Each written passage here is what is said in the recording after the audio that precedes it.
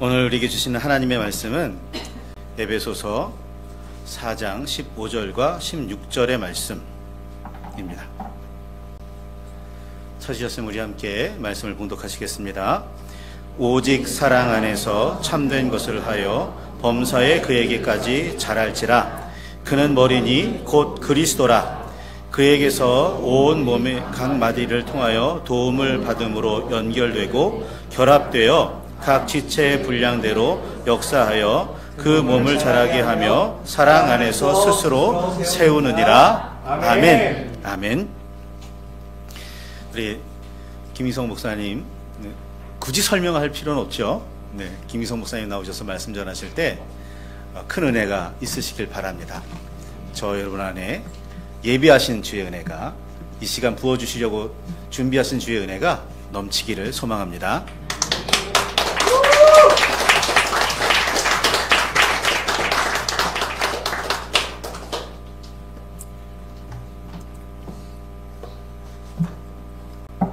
주는 교회 축하합니다. 이제 1년 어떻게 돼요? 1년?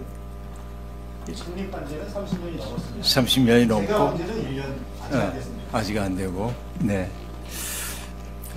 이 교회 와서 느낌이 많습니다. 우선 김성호 전도사님이 이렇게 소박한 교회에 와서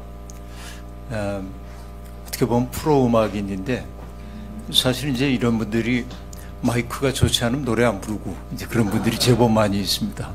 음향시설도 그렇고. 그러니까 누구에게 노래해달라고 그러면은 음향을 이 정도 갖춰줘야 합니다. 되게 그렇게 얘기하는데, 이렇게 이제 올 수 있는 것은 물론 우정 때문이기도 하지만 그만큼 우리 김성호 전사님이 겸손하고 따뜻한 마음을 가지고 있기 때문인 줄로 알고 정말 고맙습니다. 아주 오래전에 홍천에 갔을 때인데 요만한 교회였어요. 농촌교회입니다. 선배 목사님이 거기에 목회를 하고 있기 때문에 와서 한번 예배 설교를 해서 갔어요. 시골 교회가 참 재미있습니다. 예배 시간이 거의 다 됐는데 양복으로 갈아입을 생각을 안 해요. 이 선배가 추리닝 바지 입고 있는데 이렇게 시간 다 되지 않았어? 그랬더니 들어가면 돼.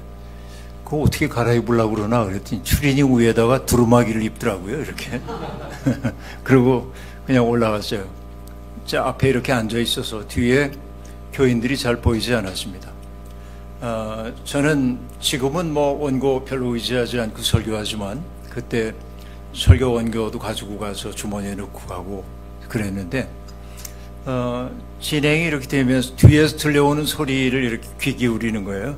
교인들이 과연 어떤 분들인가 하는데, 찬양 시간이 됐어요. 그러니까 나오셔서 찬양하라고. 그러니까 시골 노인들이 이렇게 나옵니다. 그 특유의 그런 거 있잖아요. 나와! 왜 빨리 안 나와? 그러면서 이제 끌어내요. 여기 다 노인들이 이렇게 서 있습니다. 찬양을 하는데 박자 음정 안 맞고 그런 찬양이죠. 근데 유독히 한 분이 열심히 불러요. 그런데 기괴한 소리가 납니다. 정말 꺽꺽거리는 기괴한 소리가 나는데 아무도 신경을 안 써요. 그분이 그렇게 하는 거에 대해서 무슨 사정이 있겠다 하는 생각을 하고, 나중에 예배 마친 다음에 선배님에게 그분에 대해서 물어봤습니다. 어떤 분이에요? 그랬더니 일제시대 때 우리나라에 무궁화를 보급했던 남궁옥 선생님이 계신데, 남궁옥 선생님의 제자예요. 그분이 초등학교 다니면서 그 선생님의 제자였는데, 선생님을 따라서 만세를 부르다가 일본 경찰에 끌려가지고 매를 맞았고 고막이 다 터졌어요. 그래서 아무것도 듣지 못하는 사람인데, 어린 시절에 불렀던 찬송가의 기억을 가지고 뜨겁게 부르는 거예요.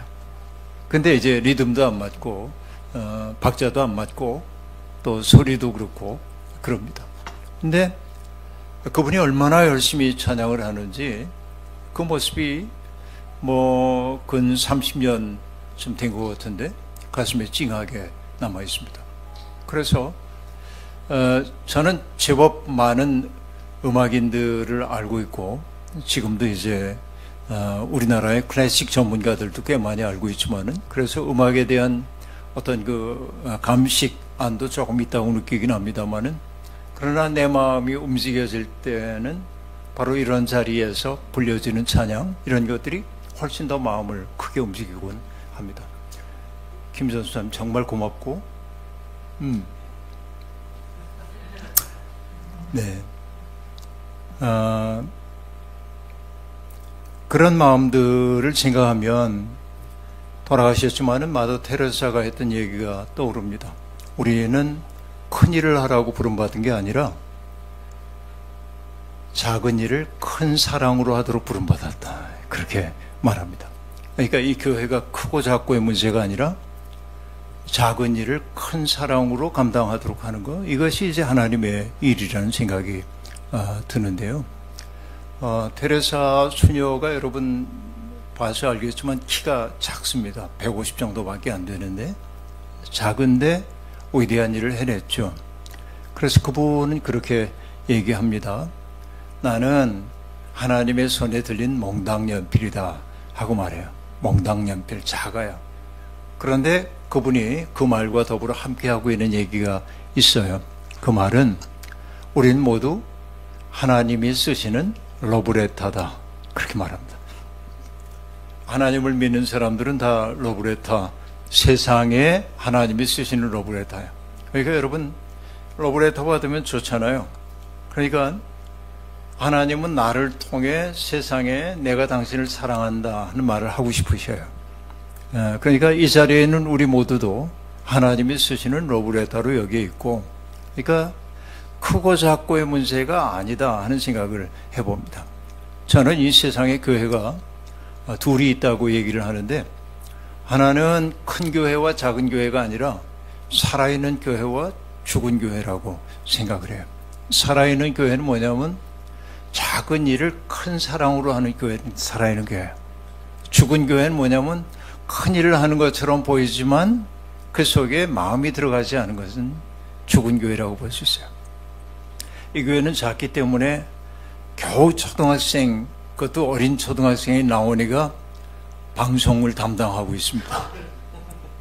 놀라운 일이죠. 기네스북에 올라가야 될 것 같은데 이런 교회가 또 있을까.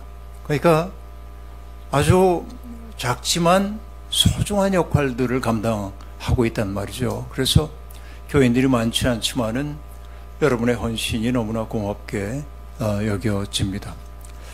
우리 이충근 목사님이 이곳에 온 지 아직 1년이 안 됐습니다만은 그래도 교우들과 더불어 아름다운 교회를 이루려고 노력하고 있는 모습이 정말 고맙고 대견하기도 하고 그렇습니다.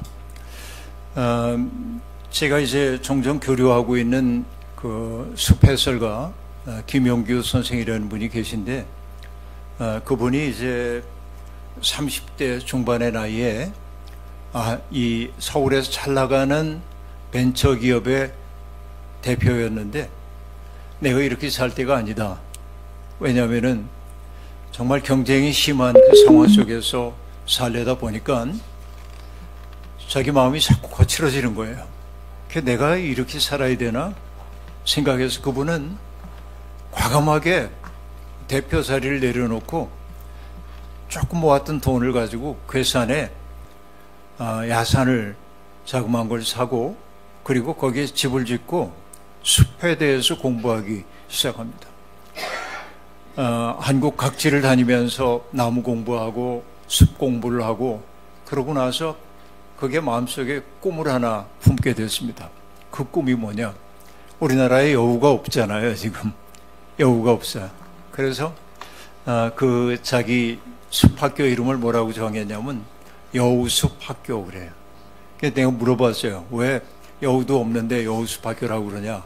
그랬더니 여우가 돌아올 만한 숲을 만들고 싶어서 여우숲학교라고 얘기를 했습니다. 사실 여러분 우리나라에 옛날에 여우가 많았죠. 여우 많았고 집 근처에 살고 여우도 쪽제비도 닭도 잡아먹고 그러기 때문에 농가에서는 이 여우가 정말 성쟁이입니다. 근데 여우가 어느 때 일제히 없어지냐면 옛날에 여러분 우리 어렸을 때 쥐가 많았잖아요. 쥐. 밤에 자려고 이렇게 자리에 누우면은 천장 위에서 쥐들이 뛰어다니는 소리 따닥 하고 쥐가 오줌 싸가지고서는 천장에 반자가 푸렇게 변하고 우리가 이제 일상으로 경험하던 건데 학교에서는 쥐 잡아서 꼬리 잘라오라고 그러고 이게 이제 우리 그 학교에서 내줬던 일이기도 하고 그런데 그러니까 기억나세요? 일제히 쥐 잡는 날이 있었어요. 쥐약 놓는 날. 똑같은 날 놓는 거야. 그래야 효과가 있으니까. 그래서 일제히 쥐약을 놨는데 쥐약을 먹은 애들이 비틀비틀하잖아요. 이제 가다가 이제 죽고 그러니까 여우가 얼마나 좋아. 잡기 힘든데 쥐란 놈을. 얘 비틀거리고 힘도 없네. 잡아먹고 여우도 함께 죽었어요. 이게 이제 우리가 여우가 없어진 까닭가운데 하나입니다. 이런 얘기는 인간의 어리석음이라고 하는 거 굉장히 많이 있는데 중국에서도 보면은 그 문화혁명 같은 거 일어나고 그럴 무렵에 모택동 시절에 참 어리석은 일을 많이 했는데 어떤 일이냐면 1958년인가 그 무렵인데 농산물들을 벼 같은 거를 새가 너무 많이 따먹는 것처럼 보여요. 그래서 새를 잡는 운동을 대대적으로 벌입니다. 중국이 전국적으로 새를 잡으려는 거야. 얘들이 사람이 먹어야 할 식량을 상당히 없앤다. 그래가지고 집집마다 냄비 같은 걸 가지고 나와서 새들이 앉지 못하게 두드리고 인구가 많으니까 날아가면 쫓아가면서 두드리고 이래서 얘들이 툭툭 떨어지게 하고 그래서 새들을 다 죽게 만들었어요. 심지어는 폴란드 대사관으로 새들이 숨어 들어갔는데 중국 사람들이 가가지고 두드려가지고 폴란드에 새들이 두두둑 떨어져가지고 삽으로 퍼내야 할 정도로 많은 참새들이 죽습니다. 그런데 죽은 새의 배를 갈라보면 벽신은 안 나와요. 걔들이 벼를 먹는 게 아니야. 벌레를 먹지. 그런데 어리석은 과학이론 때문에 얘들이 벼를 먹는다고 생각하고 잡도록 만들었는데 사실은 벌레 먹어치워서 생산에 도움이 되는데 어리석은 짓을 한 거죠. 그래서 58년에 대기근이 옵니다. 58년, 59년 이때 참새가 없어가지고 그래서 250만 명 이상이 아사하는 그런 일들이 벌어져요. 그런 얘기하자고 한 건 아닌데 어쨌든 여우수박교 얘기하다 보니까 그 얘기로 갔어요. 근데 그분이 이제 그런 얘기를 합니다. 자기 그 여우숲의 생태를 공부하러 온 사람들에게 이야기를 들려준다는 거예요. 나무가 자라기 위해서는 나무 하나가 씨앗이 이렇게 떨어지면은 그 씨앗이 발아해서 나무가 되기까지 어떤 과정을 거치는지를 보여주는 겁니다. 근데 여러분, 나무가 자라기 위해서는 4가지 조건이 충족돼야 돼. 그 첫 번째는 뭐냐면은 햇빛이 있어야 합니다. 나무가 자라려면. 그 다음에 수분이 있어야겠죠. 그 다음에 영양가, 양분이 있어야 돼. 그 4번째는 뭐냐면 적절한 자리가 있어야 합니다. 그렇죠? 그런 자리가 있어야 돼. 이게 4가지 조건이 갖춰져야 돼.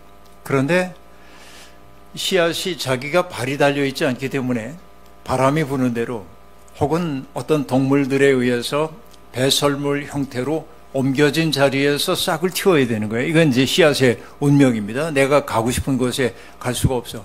그런데 내가 어렵게 발아했는데 위에 큰 나무가 있으면 햇빛을 가리잖아요.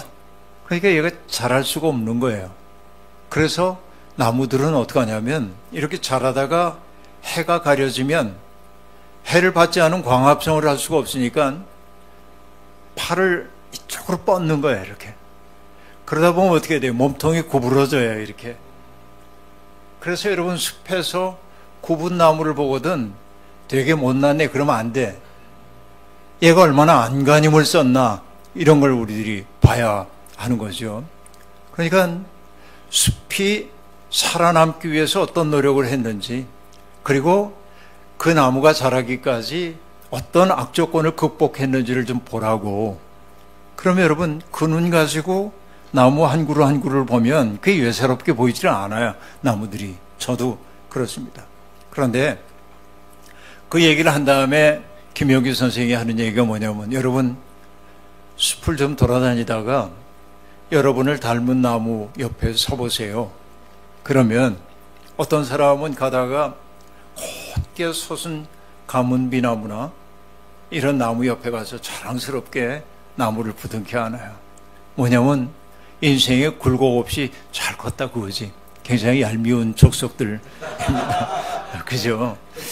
우리가 좀 삐뚤어진 데가 있잖아요. 남이 너무 행복하다고 그러면. 근데 어떤 분은 이렇게 가다가 아까 얘기한 대로 가시가 몸통이 이렇게 굽어지고 또 굽어지고 뒤틀리고 그런 나무 옆에 가가지고 눈물을 그성그성하고 서 있어. 그러면 그분이 자기 삶의 이야기는 안 했지만은 대략 짐작은 할 수 있죠. 삶이 순탄치 않았구나. 참 어려웠겠다. 그런 거 할 수 있어요. 또 어떤 분은 보면은, 여러분 나무 보면은 혹이 많이 나 있는 나무들이 있어요. 이렇게 불룩불룩한 혹이 나온 거. 그걸 우리말로 옹두리라고 얘기하는데, 그 혹은 왜 나오냐면 나무가 상처를 입으면 빗물이나 이런 게 들어와가지고 자기를 오염시킬 수가 있어요. 그러니까 수지 혹은 수액을 내가지고 막아야 돼, 이렇게. 그게 두툼하게 나오는 거야. 그러니까 옹두리라고 하는 거 뭐냐면 나무가 살아남기 위해서 고투한 흔적이에요. 그러니까 옹두리가 많은 나무 옆에 가가지고 이렇게 서 있는 사람도 있고 그런 거예요. 여러분도 한번 숲에 가서 한번 해보세요. 근데 이 김용기 선생이 얘기합니다. 자기는 나무로 얘기하면은 가시가 많은 나무라는 것이죠. 두릅나무나 또 어떤 나무죠? 뭐 그런 나무들이 있는데 가시 많은 나무. 근데 20대, 30대 때 자기는 가시가 굉장히 많았다는 거예요. 사람들 찌르고 상처도 많이 받고 그랬다는 거예요. 그래서 자기는 가시나무 옆에 선다고 말해. 그런데 어느 날 김영규 선생은 알게 됐대. 가시나무가 왜 가시를 만드는지. 그건 뭐냐면 가시를 가지고 있는 나무 잎은 맛있어. 동물들이 그걸 이제 먹으려고 그래. 그러니까 내가 아직 어린데 동물들이 와가지고 이렇게 몸을 기대고 나를 따먹으려고 이렇게 하다 보면 내 줄기가 버틸 수가 없기 때문에 넘어져요. 그러니까 나무는 가시를 만들어서 자기를 보호하려고 그러는 거예요. 그때부터 이 김용규 선생은 가시가 많은 사람, 남에게 뾰족뾰족한 사람들을 보면 속이 어리구나. 속이 어리고 상처가 많구나. 이런 걸 알게 됐다는 거예요. 근데 그 다음에 그거 하는 얘기가 놀라운 얘기입니다. 그런 가시나무들이 덩치가 커지고 동물들이 기대해도 넘어지지 않을 자신이 있으면은 뭘 하냐면 가시를 둥글게 만들어. 둥글둥글하게. 그리고 더 나아가서는 뭐냐면 불필요하다 싶으면 스스로 떨고요. 이게 그 나무들 그래요. 이게 나무의 신비인 것이죠. 여러분은 어떻습니까? 살다 보면 우리에게 그런 가시가 많을 때가 있죠. 뭐 기왕 식물 얘기 나왔으니까 그런데 산에 가다 보면 바위 위에 나무가 자라는 경우를 보면 신기하잖아요. 와, 얘들은 바위를 어떻게 뚫지? 그죠? 그 여린 그 뿌리가 어떻게 바위를 뚫지? 우리는 이제 뿌리가 바위를 뚫는다고 생각해요. 근데 사실은 그렇지 않아요. 어떻게 하는 거냐면 나무가 뿌리 끝에가 생장점이라는 게 있는데 더 이상 갈 데가 없어요. 바위 때문에. 그럼 뭘 하냐면 자기의 체액을 밖으로 밖으로 한 방울 물을 내놔요. 그러면 그 바위에 기생하고 있었던 수많은 미생물들이 천국을 만난 거예요. 거기. 그 물로 다 와요. 모여와. 그래서 열심히 뭔가를 해요. 그러니까 얘 미생물들이 가지고 있는 그 열심히 일한 결과가 바위에 화학적 변화를 일으켜요. 그럼 거기에 약간의 틈이 생겨요. 거기에 뿌리가 가는 거예요. 이러면서 바위를 뚫는 것처럼 보이는 거예요. 그러니까 여러분 가만히 생각해 보면 생명이라는 게 정말 신기하구나. 나 혼자 살 수 있는 게 없어요. 얼마 전에도 손녀하고 어딜 가다가 옆에 바위가 붉은 바위인데 바위가 이렇게 이제 좀 깎여져 나가고 그래가지고 밑에 흙이 붉은 흙이에요. 그래서 내가 손녀에게 물어봤어요. 야, 이 흙이 어떻게 만들어지는지 아니? 그랬더니 초등학생인 손녀가 그걸 알 리가 없죠. 그래서 내가 얘기해 줬어요. 이 흙 한 줌이 생기기 위해서는 10,000년 내지 10만 년 이상이 걸려. 바위가 침식작용과 풍화작용을 거쳐서 부스러져 내리면 이게 흙으로 바뀌기까지 수많은 미생물들이 거기 작동을 해가지고 흙 한 줌이 생기는 거야. 그래서 어느 시인이 얘기했어요. 한 숟가락의 흙 속에 미생물이 수억 마리래. 그러니까 우리가 대지를 딛고 걸을 수 있는 것도, 대지가 단단하게 우리를 받쳐주는 것도 미생물들이 밀어올리는 힘 때문에 그렇대. 그러니까 여러분 세상을 이렇게 바라보면 신비롭게 이를 데가 없어요. 우리는 서로에게 기대고 살아요. 누군가 없이는 살 수 없는 존재다 하는 얘기이죠. 그러니까 우리는 신비의 세계 속에 살고 있고 그 신비를 알게 되면 내 삶이 무한히 빚진 삶인 것을 알게 된다 하는 얘기입니다. 제가 이제 은퇴하고 지금 살고 있습니다만은 은퇴하기 전까지보다 은퇴한 후에 나는 훨씬 더 충만하게 지내고 있습니다. 오늘도 어제 지금 제가 강서 교회 가서 설교를 하고 왔는데 어제 늦은 오후에 전화가 왔어요. 누구냐면 떼제 공동체 수사님이 프랑스에 있는 떼제 공동체 수사님이 내게 전화를 했어요. 화곡동에 조그만 집이 있거든, 떼제 공동체. 근데 이렇게 지나다 보니까 내가 온다는 그 간판을 보고 그걸 보고 나한테 전화한 거야. 목사님 특별한 일이 없으면 점심 같이 드시죠. 그래서 그 수사님이 만들어준 백숙을 먹고 그러고 예배 드리러 갔습니다. 제가 그 자랑하는 게 아니라 내가 마음이 충만하다고 하는 까닭이 뭐냐면 정말 세상 도처에 아름다운 사람들이 너무 많아. 내가 보니까. 그래서 이 즈음에 나를 사로잡고 있는 성경 구절이 있는데 이게 시편 116편 12절이에요. 이렇게 되어 있어요.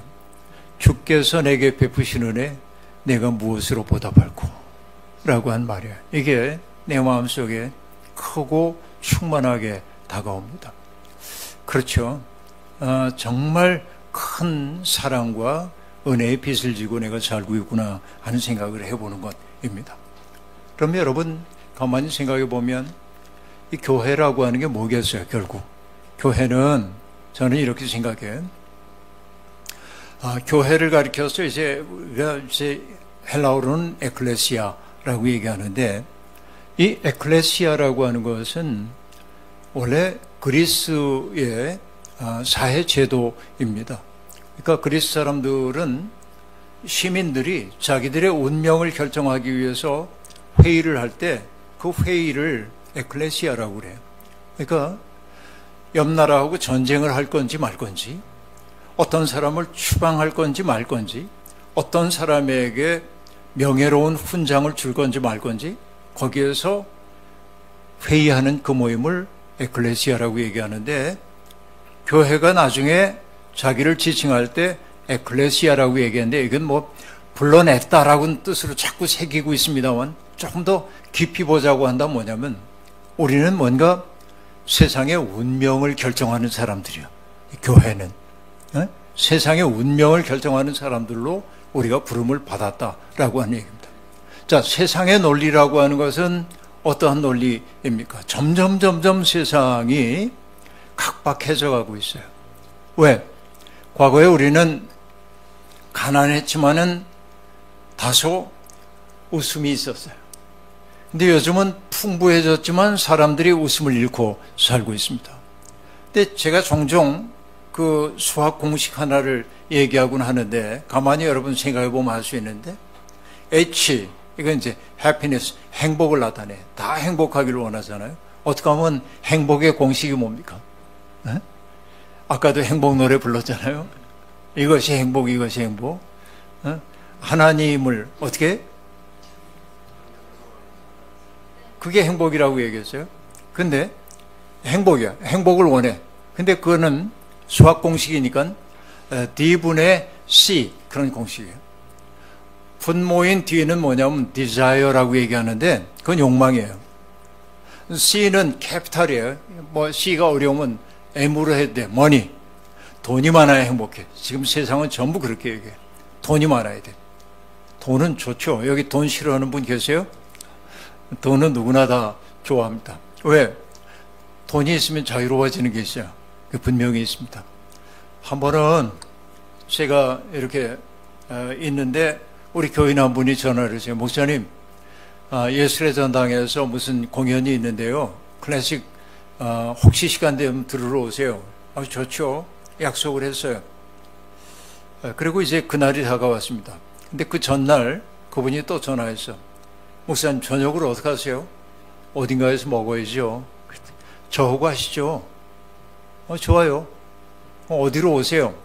아주 고급 이탈리아 식당입니다. 갔어. 아내하고 둘이. 약속 시간이 됐는데 이분이 안 와. 그래서 메뉴를 이렇게 보니까 너무 비싼 거야.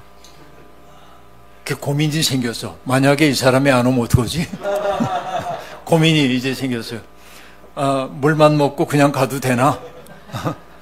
막 고민이 생기는데 사실은 뭐 그 정도 낼 수 있는데 내가 그렇게 비싼 음식을 별로 먹어본 적이 없기 때문에 망설여지는 거야. 그래서 막 고민을 하고 있는데 전화가 왔어요. 목사님 사실 지금 제가 공항에서 지금 막 내렸어요. 근데 간신히 공연 시작 전에 도착할 수 있을 것 같아요. 그래요. 걱정하지 말아요. 그랬더니 목사님 제가 비용 이미 지불해 놨으니까 마음껏 드시고 공연장으로 오세요. 마음이 널널해지는 거야. 그때부터. 이게 뭐 돈이 주는 자유로움이 있어. 내 지갑이 넉넉하면 자유로움이 있어요. 근데 여러분 옛날에 비해서 우리는 굉장히 윤택해졌습니다. 경제적으로 구매력이 우리가 높아져서. 그런데 우린 그렇게 행복하다고 안 느껴. 그죠? 왜 그럴까요? 그 비밀은 간단합니다. 분모인 D가 커졌기 때문에 그렇습니다. desire, 욕망이라는 거. 그죠? 이게 어떤 얘기를 할 수 있냐면, 내가 지금 강연처럼 얘기를 하고 있어요. 욕구라고 하는 것과 욕망이라는 건 좀 달라요. 욕구라고 하는 건 뭐냐? 만약에 내가 오랫동안 얘기를 했는데 목이 말라요. 그러면 물을 마시고 싶어. 이거는 욕구예요. 어떤 얘기냐면 욕구라고 하는 건 내 몸에 필요한 것을 채우고자 하는 마음이 욕구예요. 잠을 자지 못했어. 그럼 자고 싶어요. 두 끼를 굶었어. 그럼 밥 먹어야 하잖아요. 이게 욕구예요. 그러니까 몸의 결핍을 채우고자 하는 것이 욕구예요. 이거는 채워지는 게 좋아요. 어느 사회든지 많이 배웠든 배우지 못했든 가난하든 부자든 욕구가 채워지는 사회가 좋은 사회입니다. 근데 욕망이라고 하는 거는 조금 달라요. 욕망은 뭐냐면 내 마음의 결핍감을 채우고자 하는 마음이야. 자, 이건 어떻게 생기는지 가만히 보면요. 어느 날 내가 김성호 전사 모처럼 만나 예를 드는 거야. 실제로 그렇게 되는 게 아니고. 근데 갑자기 입은 옷을 보니까 명품 옷을 입었어. 그 내가 지금 입은 거 명품이에요? 아니야? 명품 옷을 입었어. 그러면 이제 갑자기 생각하는 거예요. 아니, 내가 좀 형편이 나은 것 같은데 명품을 입었다고? 자존심 상해. 나도 명품 옷을 좀 가져야겠다. 그냥 무리해서 명품을 사. 근데 그거 없어도 되거든. 근데 뭐예요? 김성호 전도사가 명품 옷을 가졌기 때문에 내 마음속에 결핍이 생겼어. 이게 욕망이에요. 이게 욕망이란 항상 뭐냐면 욕망을 매게 하는 사람이 있어요. 이렇게. 누구 때문에? 그래서 여러분 욕망의 종살이를 하다 보면 자, 내 경제력이 커지는 속도보다 욕망이 커지는 속도가 훨씬 빨라요. 그러니까 뭐예요? 구매력은 높아졌는데 행복하지는 않은 거예요. 언제나. 이게 우리가 살고 있는 세상에서 우리가 불행을 느끼고 있는 까닭 가운데 하나라고 볼 수 있는 겁니다. 그러면 여러분 행복을 높이는 방법이 있어. 그건 뭐냐? 위의 분자인 C, 캐피탈인데 자본.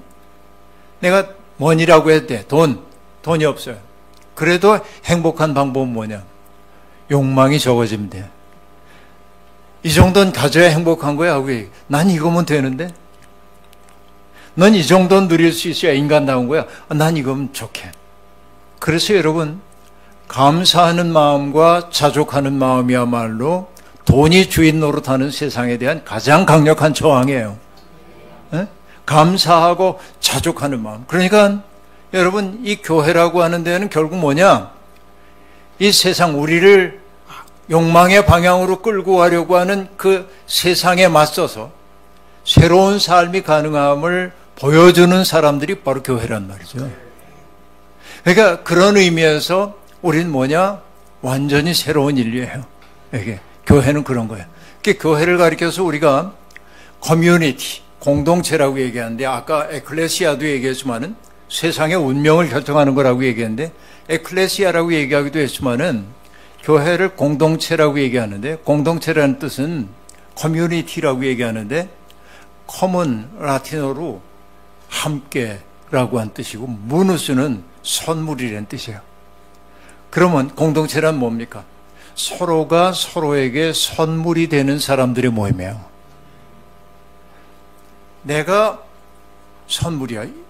이충근 목사님에게 내가 선물이라고 한다면 내가 어떻게 살아야 될까요? 함부로 화를 내고 짜증내고 그 사람을 수단으로 삼으면 선물일 수가 없죠. 그렇죠? 그분이 바라는 것을 내 삶으로 채워주려고 하는 게 선물로서의 삶이겠죠? 교회는 바로 그럴 때 교회가 되는 거예요. 이게 중요해요. 그런데 이 무누스, 선물이라고 하는 이 라틴어에는 두 번째 뜻도 있어요. 그 두 번째 뜻은 뭐냐면 짐 혹은 부담 그런 거예요. 그 얘기는 뭐냐? 부담과 짐을 함께 지는 사람들의 모임이야. 그러니까 누군가가 겪고 있는 고통과 아픔을 보면 여러분 우리는 누군가가 세상은 어떠냐면 내 어려움을 좀 덜어주세요. 그럼 사람들이 외면합니다. 관계가 어려워져. 교회는 어떠냐면 내가 자발적으로 그 사람의 어려움을 내 것으로 받아들여서 함께 지려고 그럴 때 공동체는 세워지는 거예요. 짐을 함께 나누는 거예요. 그래서 바울사도가 로마서에서 믿는 사람들의 삶을 얘기할 때 뭐라고 말합니까? 기뻐하는 사람들과 함께 기뻐하고 우는 자들과 함께 울라라고 말합니다. 이게 공동체예요. 기뻐하는 사람과 함께 기뻐하는 건 뭐예요? 나를 선물로 주는 거예요. 우는 사람과 함께 우는 건 뭐예요? 그 사람의 부담을 내 것으로 가져오는 거예요. 예수 그리스도가 우리의 모든 죄를 대속했다고 얘기를 한단 말이에요. 대속교리를 얘기해요. 예수의 피의 공로로 우리가 구원받았다고 얘기해요. 그 말이 추상적으로 들릴 수도 있어요. 근데 가만히 생각해 보면 그 말은 참인 것을 알 수 있어요. 뭘 알 수 있냐면 여러분 내가 누군가를 사랑해요. 나도 아들, 딸 길러봤고 손자, 손녀도 있는데요. 애들 이렇게 기르다 보니까 어떠냐면 애가 아파, 열이 나. 그러면 엄마 아빠는 열 나는 건 네 사정이니까 네가 알아 살아. 안 그러잖아요. 어떻게 해요? 애 옆에서 이마를 짚어보고 얘 열이 불덩어리네. 그러고 물 떠다가 대야에다 물을 떠서 얼음도 넣고 그 수건을 짜가지고 애 머리에 얹어주고 그러면은 금방 또 뜨거워지니까 애 태우면서 또 이렇게 올려주고 그러다가 급기야 뭐라고 얘기합니까? 차라리 내가 아프면 좋을 텐데. 어? 네 아픔 내가 겪었으면 좋을 텐데. 그러니까 네 아픔을 내 아픔으로 겪어내고 싶은 그 마음을 우린 뭐라고 하냐? 사랑이라 그래. 그죠? 내가 누군가를 사랑하면 그의 고통을 내 것으로 가져오고 싶은 거야. 그러니까 예수 그리스도가 우리의 모든 죄를 대속했다고 한 말의 의미는 뭐냐면 우리를 사랑한다는 얘기야. 우리의 서러움, 고통, 내가 인생 살면서 겪었던 수치와 상처의 기억들, 그것들을 다 당신의 것으로 겪어내신 것이에요. 이게 예수 그리스도의 대속이라고 한 말 속에 담겨있는 의미란 말이죠. 그러니까 교회는 결국 뭐 하는 데냐? 바로 그 예수의 사랑을 배우는 데요. 근데 가만히 보면 여기에 여러분들이 이렇게 있지만은 우리가 주님이 아니었으면 만날 일이 별로 없었던 사람일 것 같아요. 그런데 주님 때문에 만나게 됐어요. 그렇죠? 우리 감지사님, 사모님도 계시고요. 김용훈 목사님도 계시고요. 여기 이 목사님들이 이렇게 있어요. 장혜진 목사님도 오셨는데요. 이렇게 목사님들 계신데 가만히 보면 예수라고 하는 끈이 우리를 이렇게 묶어내고 있어요. 결국 이 끈들이 하고 있는 일은 어떤 것입니까? 우리를 개별화하고, 조금 어려운 말일 수 있습니다만, 자기 인생 자기가 책임져야 돼. 아무도 돌봐줄 사람 없어. 그런 세상에서 우리는 어떤 사람이냐면 서로에 대해서 책임을 지기로 한 사람이야. 이게 교회야. 교회의 본질은 그런 데 있어요. 근데 여러분, 성령이 했던 일을 보면 바로 그런 일임을 알 수 있어요. 성령이 충만해졌을 때 그 공동체를 성경은 어떻게 얘기합니까? 함께 모여서 자기의 가진 것을 내놔서 공동체를 위해 내놓고 사도들의 말씀을 듣고 함께 기도하고 하나님을 찬양했다고 얘기합니다. 아니, 내 돈 너무 소중한데 왜 내 돈을 내놔요 여기에? 성령이 오면 일어난 일이 뭐냐면 너와 나를 가르고 있었던 담이 무너진 거야. 성령이 하는 일은 그런 거예요. 담을 무너뜨려. 너와 내가 개별적 존재가 아니라 네 아픔이 내 아픔이 되는 거예요. 이게 성령 충만이에요. 그러니까 여러분, 한국교회가 성령에 대한 오해를 하고 있어요. 어떤 현상으로 성령을 생각해요. 성령이 충만한 걸 뭘 보면 알 수 있냐면 나만 알고 살던 사람이 다른 사람의 사정을 헤아리기 시작해요. 너와 나가 다르다고 생각해서 담을 쌓았는데 담이 무너지고 얼마나 힘들어, 얼마나 아파, 그 마음이 내게 오는 거예요. 그런데 여러분, 저 사람의 아픔 때문에 내가 시간을 많이 쓰고 저 사람의 아픔을 덜어주기 위해서 내가 내 물질을 내기도 하고 이러다 보면 그와 나 사이에 연결의 끈이 든든해지는 걸 알 수 있어요. 여러분, 제가 이제 미국에 가면은 저를 만나러 사람들이 이렇게 걸어옵니다. 근데 후배들도 오고 또 다른 성도들도 와요.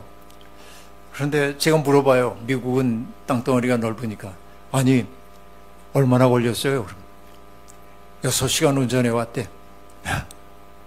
근데 내가 그분하고 만날 수 있는 시간은 45분밖에 없어. 그래서 45분 만나고 이분 돌려보내는데 그럼 12시간을 또 운전해서 가야 돼. 생각해 보면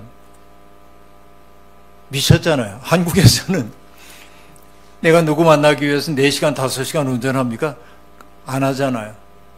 그런데 미안해하면 내가 잘 가라고 돌려보내놓고 나면 그와 나 사이에 보이지 않는 연결의 끈이 깊어져. 그게 가만히 생각하는 거야. 나를 만나기 위해 그가 허비한 시간이 우리의 관계를 든든하게 만들어서. 사랑이란 뭐냐? 자기를 허비하는 거예요. 내가 우정을 만들기 위해서 필요한 일은 뭐냐면 누군가를 위해 내 시간을 내주고 물질을 내주는 거예요. 교회는 그런 거예요. 서로를 위해 그런 노력을 하게 될 때 우리는 연결됨을 느끼게 돼. 이것이 바로 뭐냐면 선한 일을 행함으로써 그리스도의 몸을 자라게 하려는 거예요. 오늘 에베소서 본문이 하고 있는 얘기예요. 그리스도를 머리로 삼고 각 지체가 연결되어 건물이 되어 가느니라 라고 얘기하고 있는데, 그러니까 예수의 마음이 우리 속에 있게 될 때 우리는 서로 연결됨을 알게 되고, 연결되었을 때 더욱더 내가 커졌다는 사실을 알게 돼요. 뭘 할 수 있냐면 내가 연결되지 않았을 땐 난 넘어지면은 일으켜서 세워줄 사람이 없어. 그런데 연결되어 있을 때는 어떻습니까? 내가 넘어지면 다가와서 손 내밀어 잡아줄 사람이 있단 말이지. 이게 교회예요. 그죠? 이 교회야. 그러니까 교회라고 하는 것은 결국 뭘 하는 장소인가? 그리스도를 예배하는 곳이에요. 하나님을 예배하는 곳이에요. 삼일체의 신비 속에서 새로운 인류를 시작하는 곳이에요. 그렇죠? 바로 이것. 이 교회 이름이 뭐예요? 기억나세요? 주는 교회. 주는 교회라고 하는 것은 두 가지로 표현할 수 있죠. 주님이 교회라는 뜻도 되고 주겠다는 뜻도 되죠. 이 둘은 둘이 아니라 하나예요. 주님을 주인으로 모신 교회는 누군가에게 자신을 선물로 줄 수밖에 없어요. 그게 그리스도의 마음이기 때문에 그래요. 그러니까 주는 교회는 세상적으로 보면 작은 교회예요. 그러나 아까 얘기한 대로 작은 일을 망정 큰 사랑으로 하는, 바로 그게 하나님의 일입니다. 그 사랑의 경험들이 누적될 때 사람들은 이곳에 들어왔다가 자기가 따뜻한 환대의 공간 속에 왔음을 알게 될 겁니다. 주는 교회의 성도들이 서로를 깊이 사랑하게 될 때 그 사랑은 느껴지는 거예요, 사람들에게. 원주에 사셨던 장일순 선생님이라는 분이 계신데, 어느 날 그 장일순 선생님은 아주 유명한 서예가입니다. 그런데 어느 날 자기 따르는 이하고 이렇게 겨울에 뚝방길을 걷다가 군고구마, 그걸 뭐라고 해, 포장마차, 군고구마 파는 포장마차가 있는데 그걸 이렇게 선생님이 물끄러미 보는 거예요. 그래서 함께 동행하던 이가 선생님이 군고구마가 잡수고 싶은가 보다. 선생님, 군고구마 사실래요? 그랬더니 아니야 그게 아니고 저 글씨 좀 봐. 그 글씨가 뭐라고 해야 되면 군고구마 이렇게 있어요. 그런데 저 글씨에 비하면 내 글씨는 글씨도 아니야. 그러신 거예요. 유명한 서예가인데, 아니 선생님 그게 무슨 말씀이세요? 그래서 장일순 선생님이 얘기합니다. 절실함이 있잖아. 저게 진짜 글씨야. 저게 진짜 글씨야. 응? 그래요. 작은 교회들은 절실함이 있어요. 그 절실함이 진짜예요. 근데 그 장일순 선생님에게 어느 날 어떤 분이 와서 묻는 거예요. 선생님, 음식점을 하나 차리게 됐는데 저한테 해주실 말씀 없어요? 그러자 장 선생님이 이렇게 얘기했어요. 자네 집에 찾아오는 손님들을 하나님처럼 대접해. 그렇게 한 2년 하면 그 다음에 우리가 예측하는 말은 뭐냐면, 그렇게 한 2년 하면 부자가 될 거야, 그런 말일 줄 알았는데 그 다음에 그렇게 2년쯤 하면 자네가 도가 틀 거야, 그렇게 얘기했는데 이게 참 중요한 말이에요. 그러니까 어떤 결과, 목표, 양적으로 커지는 거, 이런 거가 목표 되지 말고 그 양적 성장은 결과로 따라오도록 하고, 과정 그 자체를 통해 내가 어떤 목회자, 어떤 성도가 되어야겠다는 정말 그 절실함이 있게 될 때 이 교회를 통해 하나님은 멋진 일을 하실 거다 생각해요. 그리스도가 머리이시고 머리이신 그리스도의 손과 발 역할을 하므로 그리스도가 머무실 만한 교회로 성장해 가기를 주의 이름으로 축원합니다. 자비로우신 하나님, 오늘 부족한 종을 이곳에 보내셔서 주는 교회 새로운 시작을 축하하는 예배를 함께 드렸습니다. 마음을 다하여 김성호 전도사님이 찬양했고 우리들에게 그 뜨거움을 안겨주셔서 감사합니다. 저가 가는 곳마다 그를 통하여 하나님의 사랑이 물결처럼 사람들에게 흘러가게 도와주시고, 그의 입술을 통해 증언되는 말씀이 절망에 빠졌던 사람들에게 희망을 안겨주게 도와주옵소서. 이 자리에 있는 모든 이들이 축하하기 위해 온 이들도 있고 주는 교회 교우들도 있습니다. 이 자리에 있는 모든 사람들이 하나님의 꾸밈을 믿사오니 나를 통해 하나님이 하시려는 그 멋진 일을 생각하면서 늘 기뻐하고 감사하는 우리가 되게 하옵소서. 이 교회의 주인은 주님이십니다. 교우들 모두가 고백합니다. 주님, 우리가 해야 할 일 명령해 주시고 명령하신 일 감당할 능력 우리에게 더하여 주옵소서. 교회를 담임하는 이 충군 목사에게 신실함을 더해 주셔서 하나님의 꿈을 온전히 이루어낼 수 있도록 그를 통로로 삼아 주시고 하나님 쓰시기에 합당한 대로 그를 다듬어 주셔서 그를 통하여 하나님의 멋진 일 이루어 주옵소서. 예수님의 이름으로 기도하옵나이다.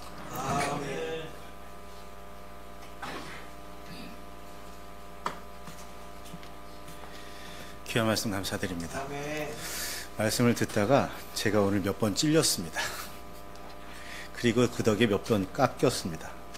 그렇지 않아도 오늘 우리 성도님들은 아시겠지만 오늘 좀 밥 먹다가 무슨 사단이 있어서 큰 소리가 좀 났었는데 네. 그 일도 크게 다가오고 다른 문제들도 크게 다가왔습니다. 여러분 마음속에도 그런 것들이 있으실 것 같아요. 잠깐 우리 1분 정도만 기도하실 텐데 자기에게 다가온 것들 붙드시고 주님, 그것이 저에게 아픔이 될지라도 주님의 뜻이라면 깎겠습니다. 다시 모양을 잡겠습니다. 우리 잠깐 결단하는 시간 가지시겠습니다. 아버지 하나님 감사드립니다. 오늘 저에게 말씀을 주셨습니다. 주님 허락하셨습니다.